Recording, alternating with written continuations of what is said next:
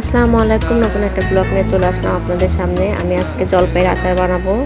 আমাদের গাছে জলপাই, এই যে জলপাইগুলো ধুয়ে সুন্দর করে রেখে দিয়েছিলাম। তারপরে এই যে কড়াইতে লবণ আর হলুদ দিয়ে ফার্স্ট টাইম জলপাইগুলো আমি সিদ্ধ করে নেব।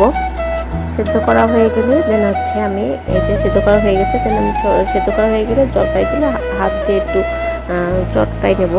নেওয়ার পরে এই যে শুকনো ঝাল ভেজে নিচ্ছি, এক এক করে সব মশলাগুলো ভেজে নেবো আমি। এই জন্য ফার্স্ট টাইম শুকনো ঝালটা ভাজতে টাইম লাগে, আমি শুকনো ঝাল ভেজে নিলাম। এবার পাঁচফোড়নটা দিয়ে দিচ্ছি।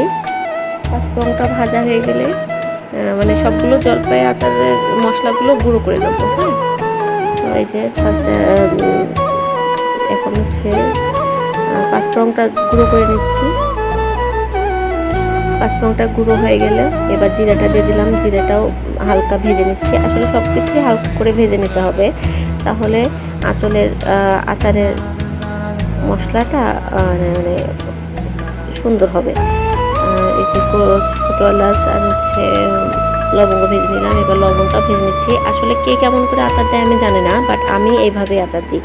লবণটা ভেজে নেওয়ার কারণ হচ্ছে লবণটা যদি ভেজে না নিই, লবণের থেকে পানি ছাড়ে পড়ে, এই জন্য লবণটা ভেজে নিলে ওই পানিটা ছাড়ে না। এবার হচ্ছে তেল আর রসুন দিয়ে দিলাম। দেওয়ার পরে এবার জলপাইটাও দেওয়া হয়ে গেল আমার।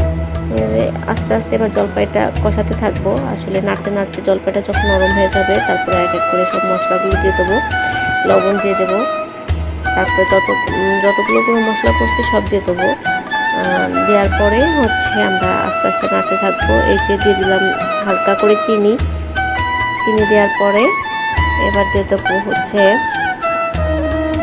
ধনের গুঁড়ো, তারপরে জিরের গুঁড়ো, মশলার ফল, শুকনো ঝাল গুঁড়ো, সব গুঁড়ো করে নিয়েছিলাম আগে থেকে। এগুলো দিয়ে এবার নাড়তে থাকবো। নাড়তে নাড়তে এগুলো একদম আচারের এগুলো একদম হয়ে যাবে, ফিনিশ হয়ে যাবে। তারপরে আমি হচ্ছে দেন আমার আচারটা কমপ্লিট হয়ে যাবে। এই যে আস্তে আস্তে নরম হয়ে যাচ্ছে জলপাইটা নিয়ে। এই যে জলপাই আমার অলমোস্ট রেডি হয়ে গেছে।